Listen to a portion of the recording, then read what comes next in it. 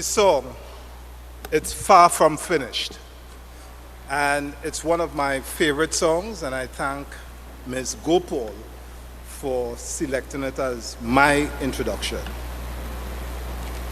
I'd like to take this opportunity to acknowledge in his presence the Honorable Faris Alwari, the Attorney General of Trinidad and Tobago, the Minister of Legal Affairs, and Member of Parliament for San Fernando West.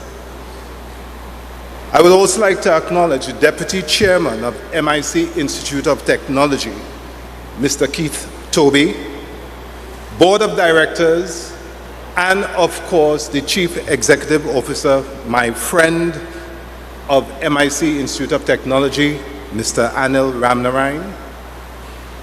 I would also like to acknowledge the other distinguished presidents and chairpersons of agencies. I'd like to acknowledge my own board. We could have a board meeting after because I see all my members are here.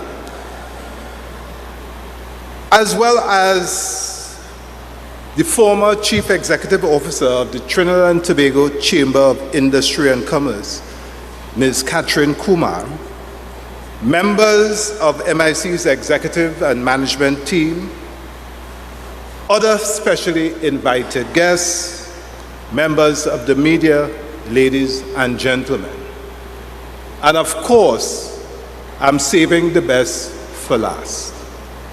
I would like to say a special welcome to you, our distinguished admin professionals. And I want to say to you this morning that you're awesome.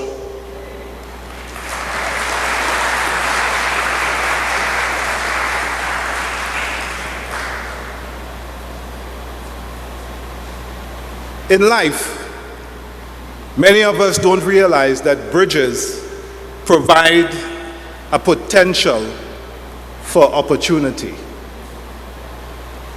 One bridge that struck my attention was the Sydney Harbour Bridge, and it's the world's largest steel arch bridge, with the top of the bridge spanning a total of 440 feet above the Sydney Harbour. The bridge took 8 years to build, and it was completed in 1932. And that bridge is still very much in existence and still very much in use today. The most significant thing about that bridge, though, is that it has the ability to contract and expand, determined by how hot or how cold the weather is. So the bridge could change, a steel structure could change to suit the change in the weather and the change in climate. It's so much like admin professionals, in that you have to be flexible. You have to be able to change, you have to be able to maneuver, given the temperature of the organization. Now, what's the value of a bridge, you may ask? Well, for one thing, a bridge provides a safe passage where previously it was not possible. During a time of war, a bridge is seen as a vital tool. And it's so vital that it's usually one of the first things that is targeted by the enemy for destroying. Because if you destroy a bridge, what you do is you destroy transportation, you interrupt communication, you cut off supply, and it hinders your ability to bring reinforcements. But a bridge could also be a symbol of life changes. My bridge was in the form of a teacher in my secondary school. Her name is Eileen Joseph. She's 90 years old and suffering now from Alzheimer's. But she was my bridge. I grew up in a place in San Fernando called Roy Joseph Scheme, and it was termed as the ghetto. Not a ghetto, it was termed the ghetto.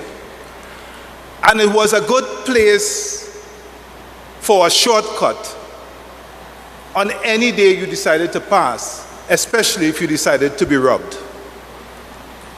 Because guaranteed, if you were a stranger passing through there, you would come out a little bit lighter. Something would be relieved from your person. My grandmother was a woman who worked washing and ironing for people. And she taught me that we were not poor, that we were just humble. But I knew we were poor simply because the clothes that I was wearing was the hand-me-down of the persons for whom she worked. I wasn't very intelligent, I wasn't bright.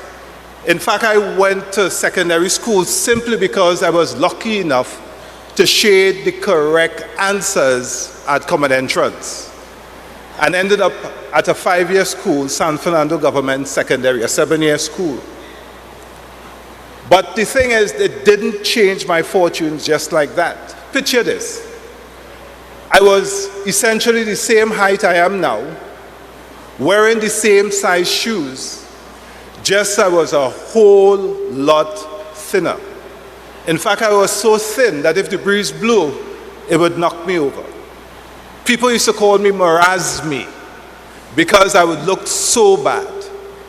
And during that time at secondary school, especially during the first 3 years from Form 1 to Form 3, my attitude towards school and life had not changed. In fact, I felt that I could work hard to protect my position in class, a class of 34 students. I felt I could work hard every term to maintain a certain position. And that position wasn't number first place, second place, or third place. My place was 32nd. I worked hard to maintain 32nd. And the reason why I worked hard to maintain that was because, one, I wasn't aware of my true potential, and two, because I didn't want to become last. Everybody laughs at the person who comes last, and coming second to last is just as bad as coming last. So I strove for third to last. There was 1 year in particular I was actually able to move up. I moved up to 29th. And my father at the time thought it was a significant achievement. I was too hard-pressed to tell him that the reason why I came 29th was because some people were sick and didn't write the exam.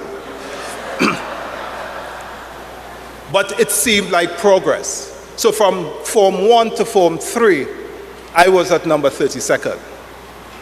In Form 4, I met Ms. Joseph for the first time. And she walked into my class, she stood in front of it, and she looked at me and she says, "Nigel Forgenie, stand." And I'm wondering, I didn't do anything. Why is this teacher calling me out? So I stood up, and she says, "Nigel, I have been looking at you for the last 3 years. And I know you think that you are stupid. I know you think that you have no potential. I know you believe that your life is set. But I'm here to tell you that all of that could change." And she invited me to come to class or come to school 7 o'clock in the morning for extra lessons. Now, given where I lived and given the culture and the attitude, nobody got to school before school started. That was unheard of. It didn't make sense. It's almost like being a nerd. And so even though I lived 15 minutes away from school, I would usually leave home to go to school at 5 to 8. Because when you get to school at 10 past, quarter past 8, assembly was still going on, and you walk in the late line as if you're big and bad, even though I was skinny. And people seem to have some sort of weird respect for you. So I went to school late. After 2 weeks, Ms. Joseph came to me and she says, "Nigel, every morning I've gotten up early, I've prepared breakfast for you, and you refuse to show." Well, that was a mistake. If she had told me she was preparing breakfast, I would have been there early. And it was important because at that stage in my life, my most common breakfast meal was bread and jam. And it was taking 2 hops bread, jamming it together to get the air out, and having that as breakfast. So if it is someone is preparing eggs and sausage and ham for you, it's something worth getting up and leaving home early for. The thing about Miss Joseph is that she recognized that there was one thing that I needed. And because, it was evident I was Marasmi looking, she felt that if she sold me on having a nutritious meal, a nutritious breakfast, that it would increase my performance. She also taught me that I need to focus on one thing. And she told me that if it is I had faith, and if I believed that just about anything is possible, it would change my life. So she focused on one thing in making sure that I had a nutritious meal, as well as providing me with support. And she taught me to focus on one thing in terms of the possibility of the future. And it worked. I was one of the few students in school who received 7 O-levels in that year. And, oh, thanks.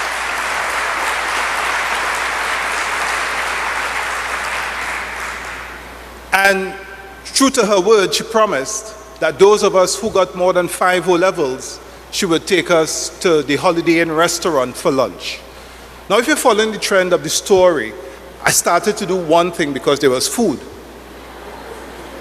And so when she took us to Holiday Inn, I was amazed. It was a Wednesday, and I remember it was a Wednesday because on a Wednesday was buffet day at Holiday Inn.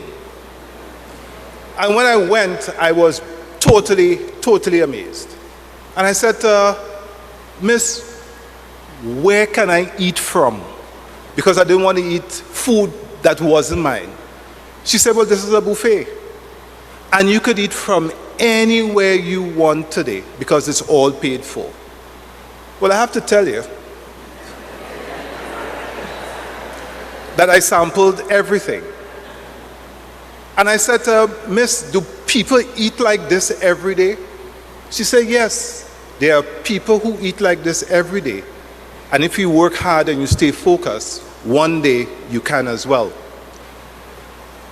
Well, I have to say I was successful because my last medical report showed that I had elevated levels of uric acid, which means I am about to get what they call Richmond's disease from eating too many fine foods and drinking too much wine.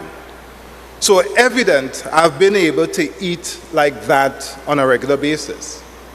But the concept of one thing, working and striving on one thing, also followed me into university. At university, I went to school, Cave Hill, Barbados. And because I was still Marasmi looking, wasn't a very handsome fellow. In fact, I grew more handsome as I got older. Wasn't a very handsome fellow. It meant that I wasn't able to attract, any female companions. And it was the age when, boys were looking more at girls. And when I looked at my colleagues, we lived in a house. I lived in a house with 4 other guys. And when I looked at them, they were good looking, they had money, they had nice clothes. And I looked at what I had and I said, what is the one thing I can do to attract young ladies? And at that time, I recognized that at Cave Hill, most of the young ladies were there to do law.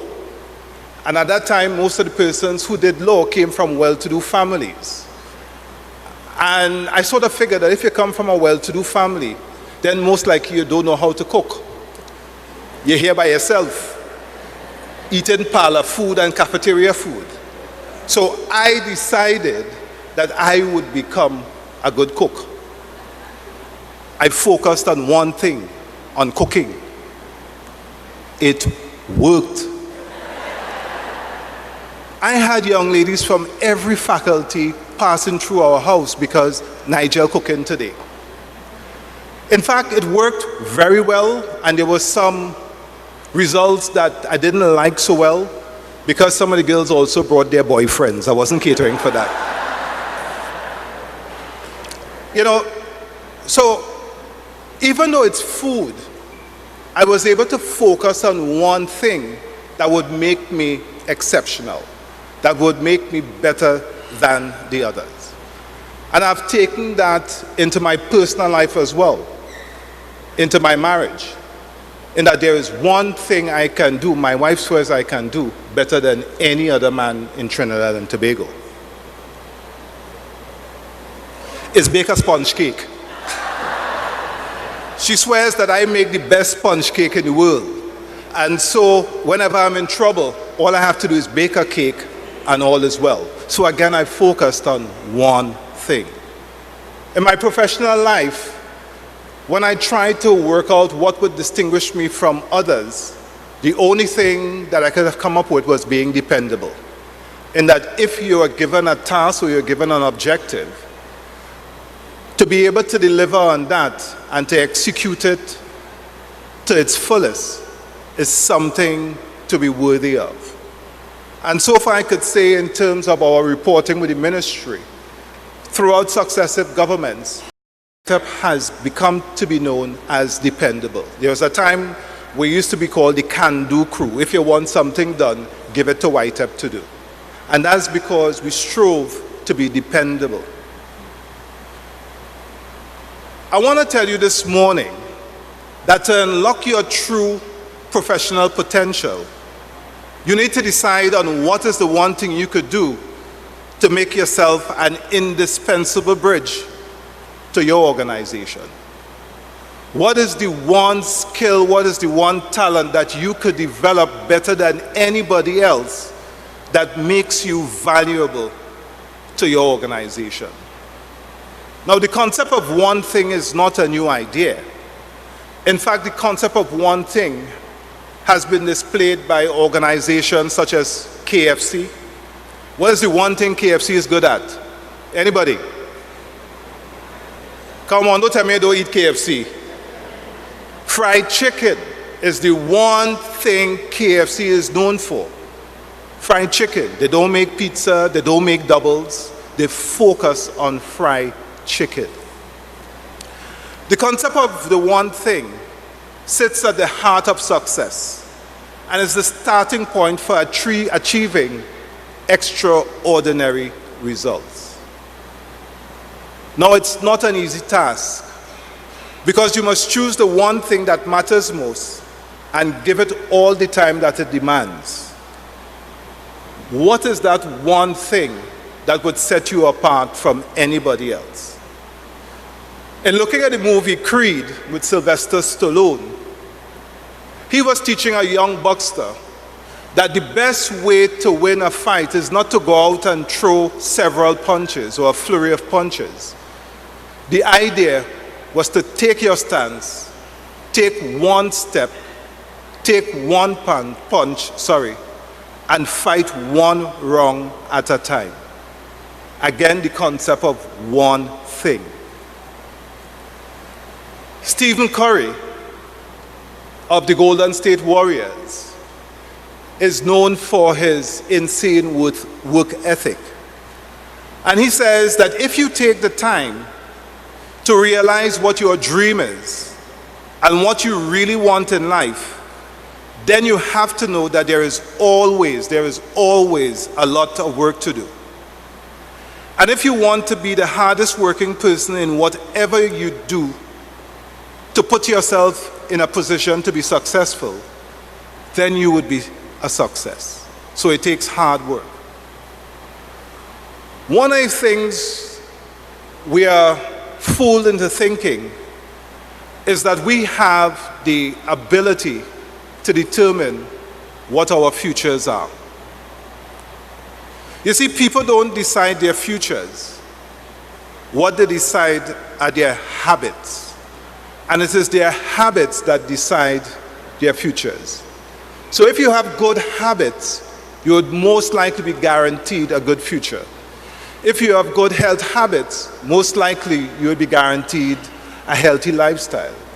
If you have good work habits, most likely would advance or propel you in whatever field of endeavor that you are in. But the hardest thing in developing habits is fighting the man or the woman in the mirror. If you could fight and win the person that stares back at you in the mirror, and if you could beat him or beat her, then you are capable at beating and winning anything. But the one thing doesn't only work in terms of your professional life. It also works in the area of your goals. What is the one thing that you really want? What is the one thing that would be your life's goal? What is the one thing that would get you out of bed in the morning and put you in a position where you are willing to work hard? It's not the myriad of things, it's just that one thing. What is the one thing that would help you improve your skills? What is the one thing that would help your team succeed? What is the one thing that would further your career?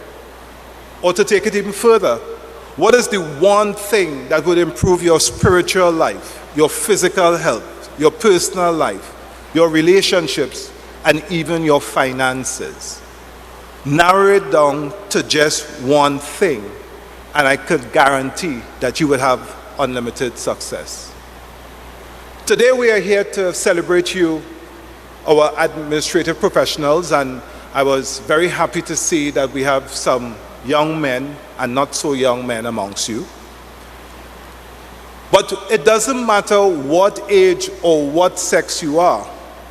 Administrative professionals are a crucial bridge between top management and staff, as well as between the organization and its various publics. In most instances, you are a bridge over troubled waters. And because you are a bridge, you are worth protecting. I want to encourage you to keep breaking barriers, keep delivering on your true potential, and stay strong. Thank you.